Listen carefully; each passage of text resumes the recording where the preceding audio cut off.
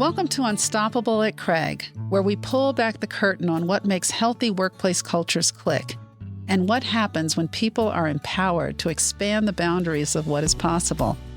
We'll explore the perspectives of employees and leaders who have carte blanche to speak their truths, tell their stories, and unlock uncommon ways of approaching challenges. I am Dr. Jandel Allen Davis, CEO and President of Craig Hospital, a world-renowned rehabilitation hospital that exclusively specializes in the neurorehabilitation and research of patients with spinal cord and brain injury. Join me as we learn from people who love what they do and what happens when fear doesn't stifle innovation.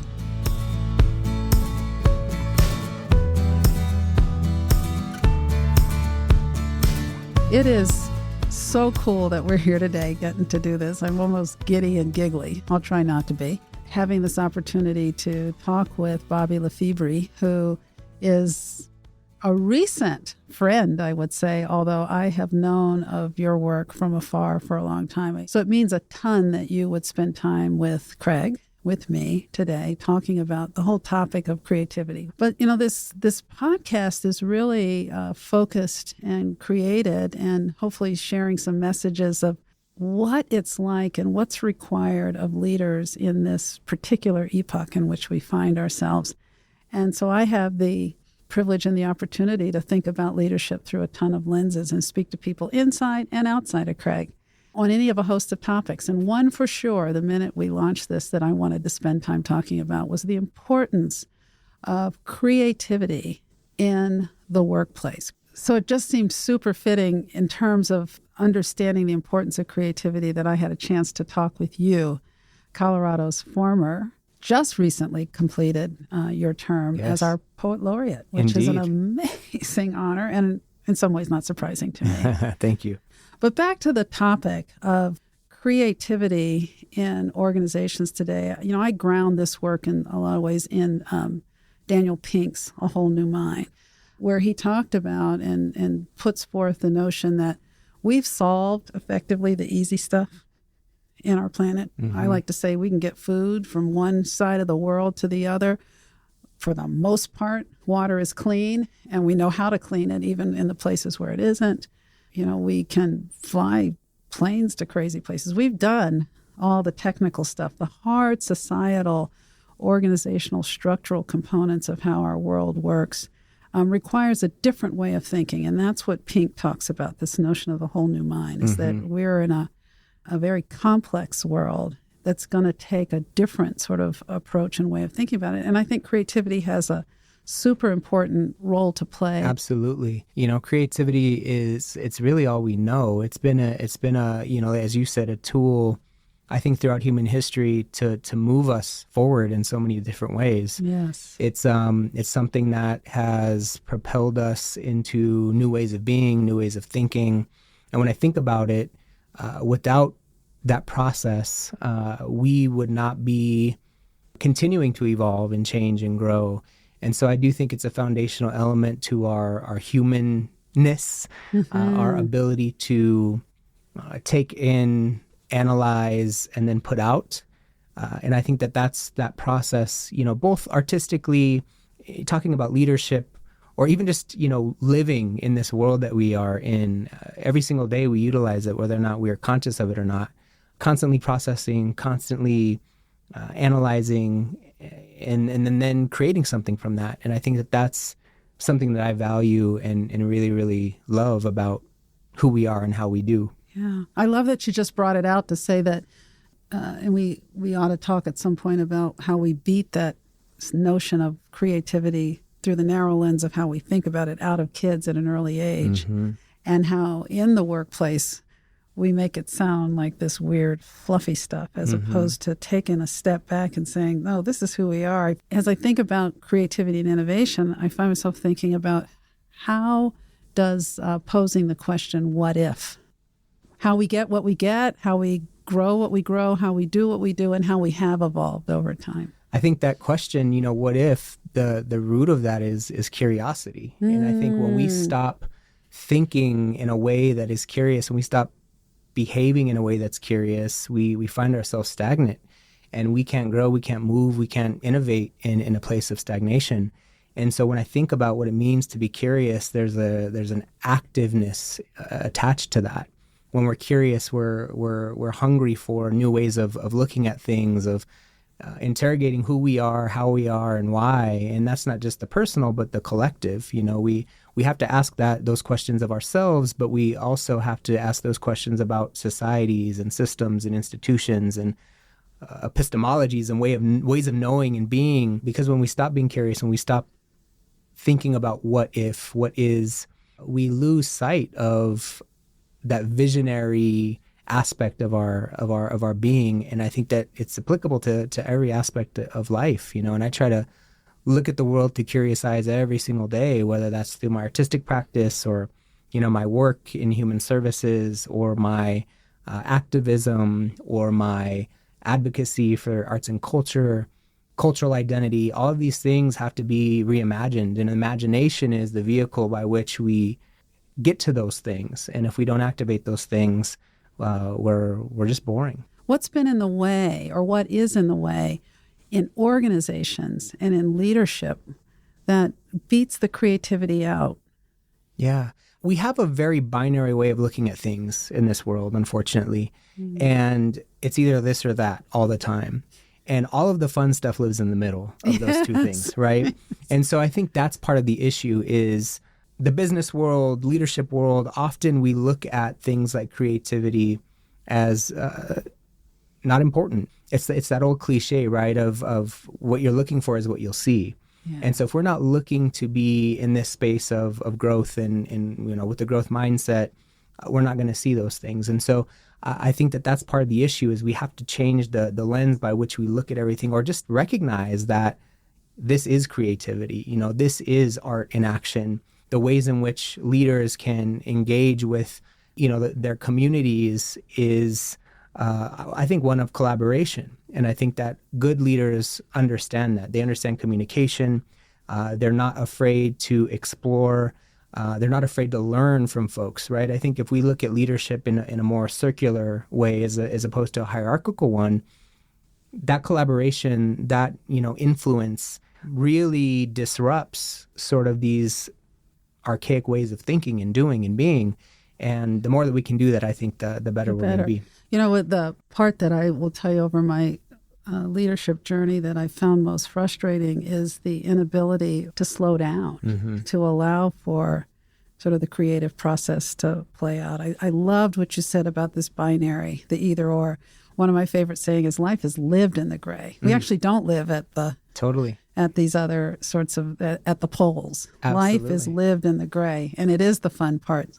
But it requires leaders to be okay with that.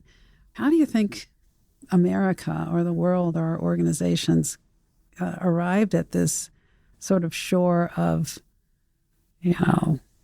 goals that have to be done in a year, or, the quarterly earnings, or these sorts of things which have this very linear implications, but actually are anything but? Yeah, I think there's multiple things that come to mind, right? One is like the inevitability of the world that we live in, the systems and the institutions that guide us, everything from, the global to things like capitalism that teach us, certain ways of kind of showing up in the world. And I think sometimes we don't question where we're headed until it's too late, and we get to a point where paradigms are built and, systems are sort of in place and there's no questioning, and we just kind of move along with that. And that's one thing that I think creative people always do is we always ask questions. And I think question asking is the basis of all forward movement, because mm-hmm. we're never happy. We're never happy where we're at. And it's not a bad thing. We're always just looking forward to what's possible. So I think that we get ahead of ourselves sometimes, and without folks questioning that status quo, things move and they don't change. And I think that's the primary focus of creative people and artists, really. I think the professional world can learn a lot from the way that artists move, because we're always disrupting, those things that are getting in the way of the potential that we can harness if we just give ourselves the opportunity to see those things. And I do, believe that anyone can be an artist, anybody can create art, But I don't believe that everyone necessarily has the eyes or the heart or the spirit of a poet, and that thing is something that I think can be nurtured and developed. But I think that there's opportunity to, again, harness a collective approach to how we are inclusive of what leadership practices might look like. And we need the super analytic, folks, Absolutely. Yeah. analytical folks to really balance out the creative nature of folks that are just more concerned with generating ideas. And there's a place in the middle that I think innovation happens. And I think that folks can be both. I think that the artist and the cultural worker and the creative can also train themselves into a more regimented state of being. And I think that balance actually creates a lot of hope and a lot of balance, where we're not always looked at as sort of these loose cannons that are just kind of out and about. Artists are actually very disciplined, whether that's recognized or not. Creative people are very disciplined. But I do believe that as a leader, if we can model those things as leaders, it empowers the folks that we're leading to adopt those, approaches to things. And that's where the growth happens. That's where the synergy happens. That's where the ideas come from, is when you can be excited in a room of people with different ideas and approaches to leadership or approaches to getting the work done. I really do believe that every person is a word in a sentence, and that sentence creates meaning. Yeah. And that meaning is derived from including different ways of being. And that's really, really important. So I know that in addition to your incredible artistry, and I will use it that way, you too have another job. How do you pull creativity into your work at Department of Human Services in Denver? Yeah, absolutely. I think it's important, our work, we work with the most vulnerable folks in the city. And we have a team of folks that are out in community every day, connecting with folks, providing resource navigation. And we work with immigrant and refugee, communities. We work with veteran communities. We work with the most marginalized in the city. And so to understand what it takes to reach those folks, it creates an environment where we have to ask big questions, and we have to, come together to figure out what the need is. And some of that is a recognition of where we've been, and everything changes all the time, and I think that that's part of it, is being nimble. And we have to understand that new ideas it's paramount in the work that we do, understanding, what is happening? What is research telling us? How do we combine, what we're seeing and what we're feeling with what we know, and create those environments and worlds for better ways. And so for me, I think of, again, the collaborative approach for me is where the magic lives. When we're able to sit at a table and hear diverse perspectives and then create something from that is either a policy, a procedure, a way forward. When people can see their own voice in that authorship, it empowers people to continue to communicate with you, to open up lines of communication. And again, I think sometimes we value hierarchy a little bit too much, and we don't value collective thinking. We don't value collective brainstorming. And some of the most, I would say, progressive ways of implementing, new things have come from that creative process of brainstorming. What's interesting about what you said is I can remember years ago through my beginning stages, let's go back to the late 90s, and moving from a quilter to a quilt artist, and then doing fiber art and joining a critique group. And there's something collectively beautiful about sitting at a table, much as you're saying, and you bring your work. First of all, it's kind of like there's some vulnerability to saying, hey, what do you think? Yeah. And having the opportunity to see how it hits people, how they respond, what they feel like, boy, well, you're inviting me into a conversation that has real applicability to exactly what you're saying in terms of how organizations can not just thrive, but can grow and evolve. So the requirements as an artist to actually put your stuff out there, how do you navigate that, and why is that important? The way I see it is we have an opportunity to influence what our values are, and through these questions and this process of exploration, I think that that's what it is. It's culture. It's culture and world building. If we can do that, if we can create culture and create a world that we are comfortable living inside of, that also shows others who may have different ideas of what that looks like, that, hey, this approach may be something I'm not comfortable with, but it's actually working. And to be able to live in an environment of where testing something out is a value, where failure may also be a value, that it's okay, that we're not going to win all the time. We're going to get it wrong sometimes. And let's celebrate some of those. Yes. And how do we come back from that? Do we sulk in it, and do we, live in that for so long that becomes the norm? Or do we get back up, ask new questions, try new things, and employ, again, creativity to usher us into the next phase of whatever that looks like, right? So I think so much of what I try to impart on the folks that I am in charge of leading is, how do we create agreements, and how do those agreements lead to values, and how do we live those values, and how does that then move into the mission and vision for the agency and the organization?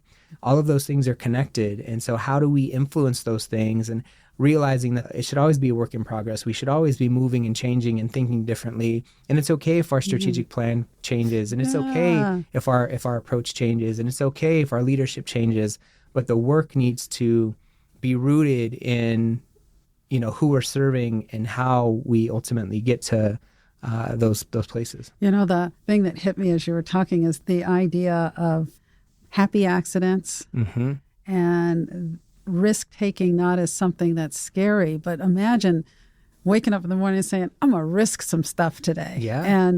And viewing that through the other side of the coin, which is, that's how you grow. Yeah. And that's also how you develop resilience, Absolutely. both as individuals or as organizations. I think sometimes we focus on the results far too much, as opposed to the process. Sorry, and that's the CEO saying absolutely. it. Absolutely. The process, again, the gray area, going back, process is gray area, right? Yes. And I think if we're not so results driven, if we employ a more of an emergent process, the idea that something requires pressure, that conflict is not necessarily a bad thing, right? Conflict can be this beautiful garden that we grow things in. It doesn't have to be a war. A conflict can be the place where, new ideas emerge. And if we just allow ourselves to live in that space of a more emergent way, we can surprise ourselves, and we can keep our minds open to the ways in which the left and the right, brain work in tandem to solve our most complex issues. Yeah. It's also interesting to think about, just a tiny story, how I even came to know that I could, quote, do art. And it was just a very simple statement that at a Black women's retreat I was attending, and a woman who had thrown all of the Wall Street stuff away and gone to do her particular form of art. And I was looking at her masks, and she said, "Why'd you choose those?" I said, "Well, I make quilts, but the quilts are, they're quilts. But what people talk about is the color." And she said, "You're an artist." I mean, we should be doing that in our organizations, because you just never know what's that one word. You're an artist, or I'm going to call you, just say yes.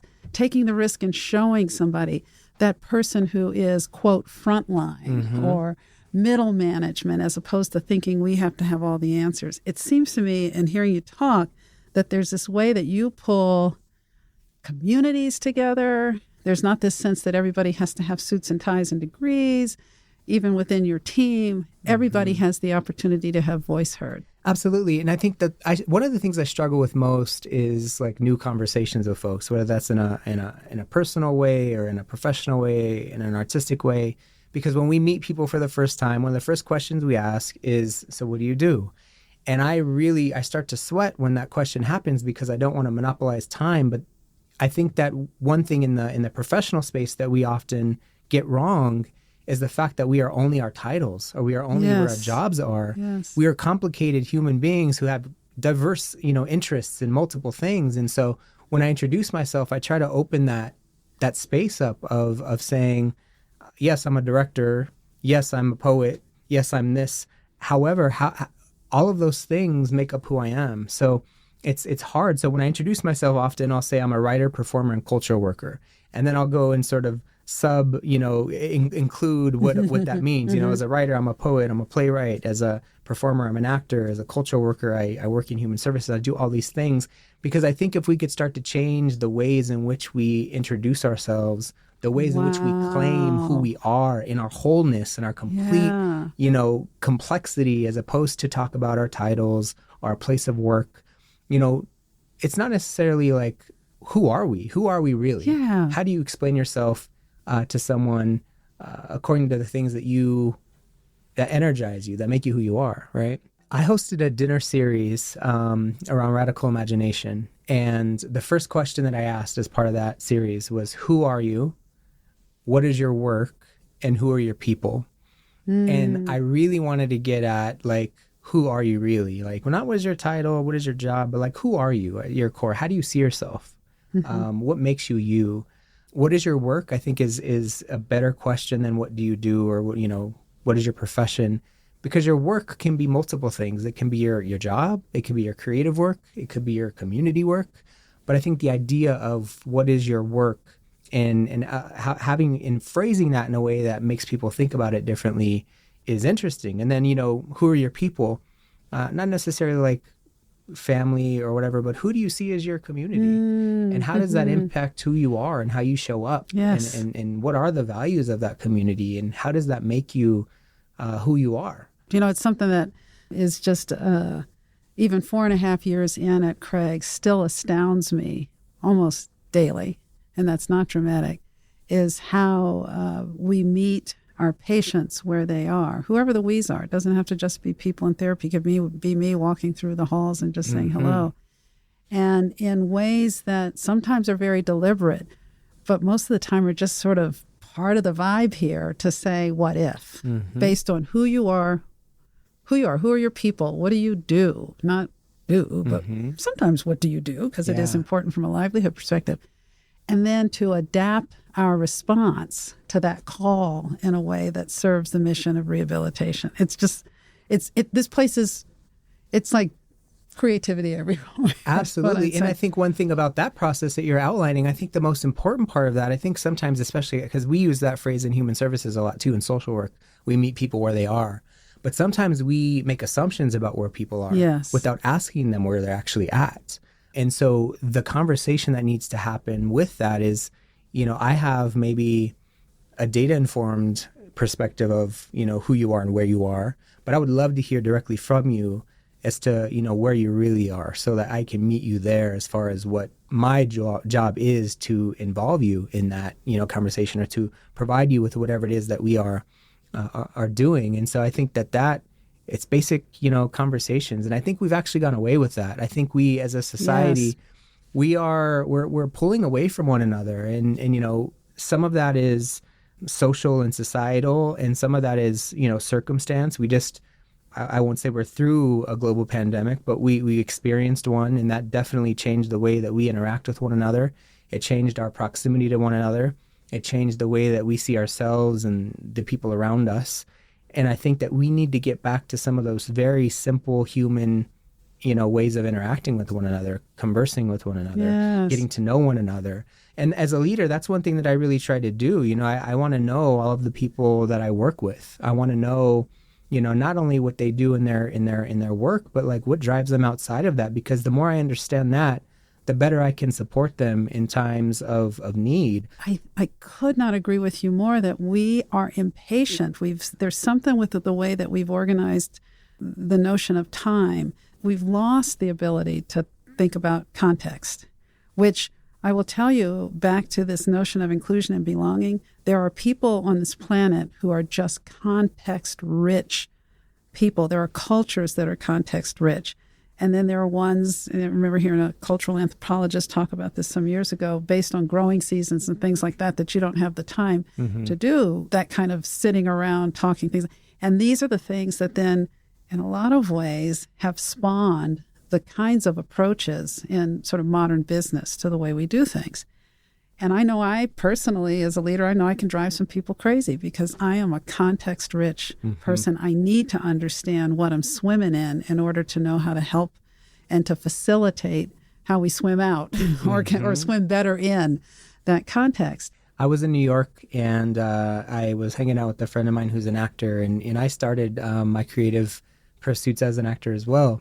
And one thing that you do as an actor is you're constantly observing. You're waiting in line for your food somewhere, and you're looking at the way that the person making your hot dog is moving, and how they have a routine down, and you know how they move, and you kind of file that into your toolbox of characters. And I think that one thing when I'm hearing you talk about this thing is we're such an individualistic culture, and that plays in the ways in which time we operate in time.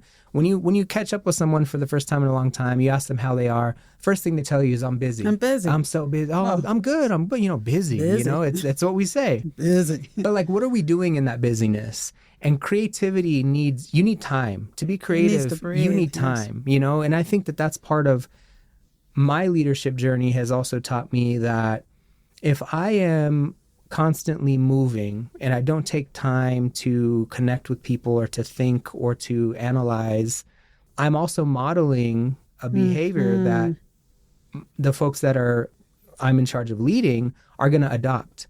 And before you know it, we're all going to be so busy, we're not going to take time to connect. And there's a disconnect that happens in that.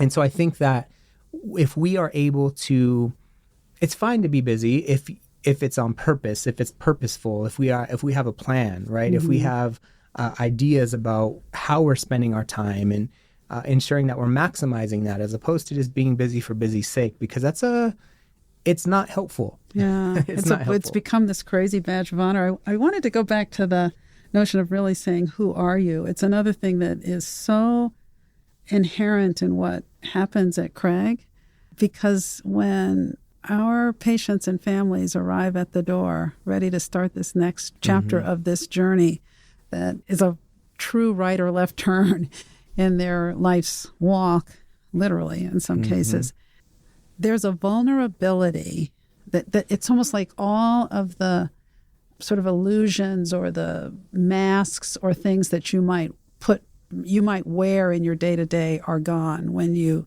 find that mobility is different or your ability to think are different. And so there's this real shedding of the skins and the layers that allow us to really figure out how to, quote, meet people where they are. And as you were saying that thing about meeting people where they are, where we often do it based on, the typical things. I can look at your size, your weight, your height, your race, your ethnicity, your age, whatever it may be, and can say, okay, I can put you in a box. All that goes, we have it. That's important. Of course. Absolutely, as clinicians, that's important. But knowing who you are is critical to how I am going to engage with you in rehabilitation, because those journeys are different for everyone. I think it's the same in every single team member or employee I have too, that if we can get them to sort of wash away, to shed the labels, shed the layers, and just be you, and feel comfortable and risk it all and go to that space of vulnerability and share who you are, I think it helps how I show up in terms of how I engage with you. Absolutely. What you're talking about is trust. When you boil it all down, trust enables and empowers so much. You can't be who you are if you don't really truly believe that the person you're engaging with genuinely understands that or might have the emotional intelligence to accept that. I think that is the foundation of all good relationships, and as cliche as that is, without trust, you really don't have anything. And I think we need to focus on building that in a genuine way. And if it's inauthentic, I think people know that too. Yeah. And authenticity is something that I think is really, really important in developing these relationships. It's interesting you talk about trust in relationships.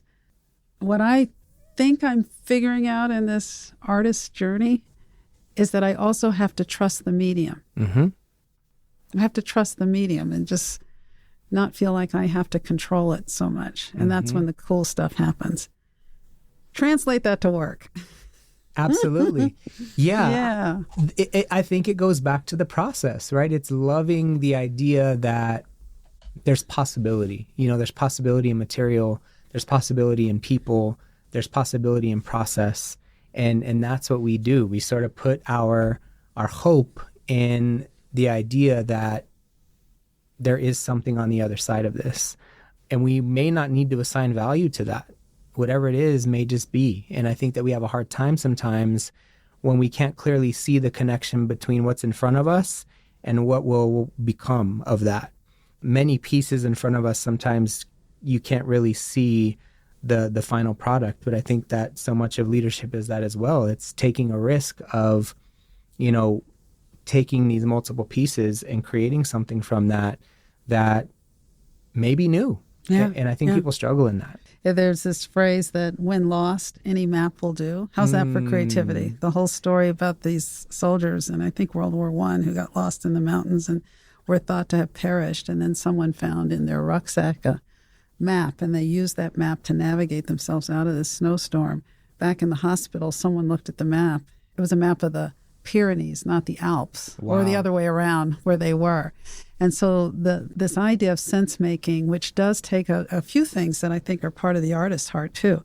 It's the creativity to think about how do you combine these disparate things and make a narrative that makes sense. You're not making cray-cray. Don't make cray-cray. Sure. But to make sense out of a thing, trusting the process enough to take the risk and say, we're going to follow this, because when lost and when it's not clear, and often that's the other thing that lives between the poles, is a whole lot of ambiguity.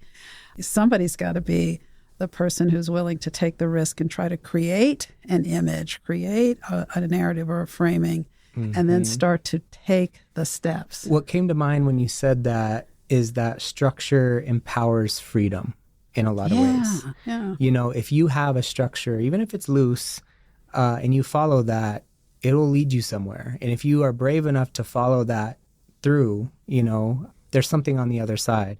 But without it, poetry is very structured. When you think about poetic device and form, we're not just out here spewing beautiful words, making words. Yeah, right. I mean, I can. We definitely do that. But the craft of poetry is actually very structured, and so that structure empowers the beauty and the freedom that people then often experience. But without the knowledge of what it took to actually do that, it can be a very superficial and exchange. You see the final product, you don't see everything that went into it. You don't see the hours of contemplating one word versus the next, Yeah. And that process, I think, is really, really necessary in all areas of our operation. Yeah. The other thing I think creativity brings into our leadership opportunities is the chance for play. Yeah. That it really begins to feel like play when you invite others in, because I suspect outside of work, we often use and leverage creativity differently, but somehow we think we're supposed to leave that at the door when we step in. Well, that's the thing is, we need to integrate all of these things more into our lives, because we don't play unless we take vacation. We don't take vacation because we're too busy working and we're afraid to, go away from that. So if there's a way for us, especially again, as leaders, to incorporate these things into our meetings, into our all staffs, bring art and culture and play and creativity into those things, and don't just make it the icebreaker. Maybe allow for an entire, staff retreat for play. And when you have to explain that to the folks that are giving you money to do that, you tie that to the idea that this is going to create community. It's going to allow for new ways of seeing and being that are then going to energize people in a way that creates the trust and the energy and the momentum to do the work in a way that maybe is a little different. We don't center those things. And again, they're viewed as whimsical as opposed to a way to operationalize and harness the creativity in service to our work. To the mission, yeah.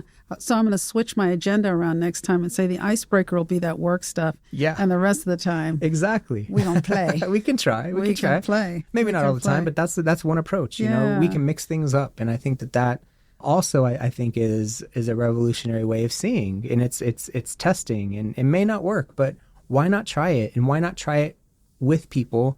And if it doesn't work, great. We can collectively decide that doesn't work. But unless we try it, we don't know what the result's going to be. Yeah.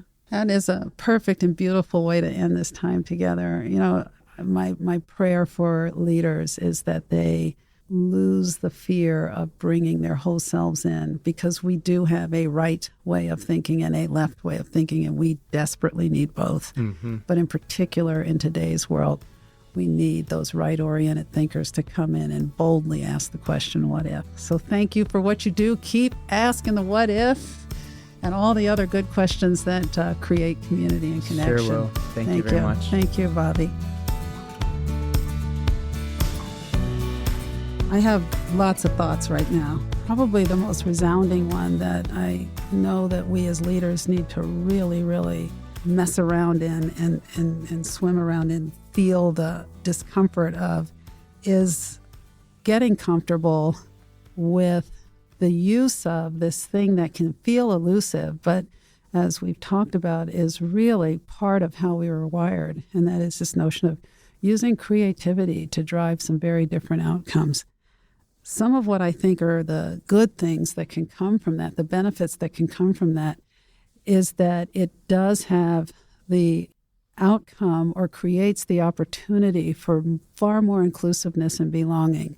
Because if you think that everybody who walks through your walls are left-oriented thinkers or predominantly left-oriented thinkers, you're leaving a ton of potential on the table. You're leaving a ton of potential at the door. And you have people who walk into work and leave a significant portion of who they are in their car or on the bus or on their bike. And we desperately need those ideas. We need that energy. We need that passion to come through the door. So what do I think it takes as leaders, based on this beautiful conversation we just had, to show up that way? I think it takes a redefinition of risk.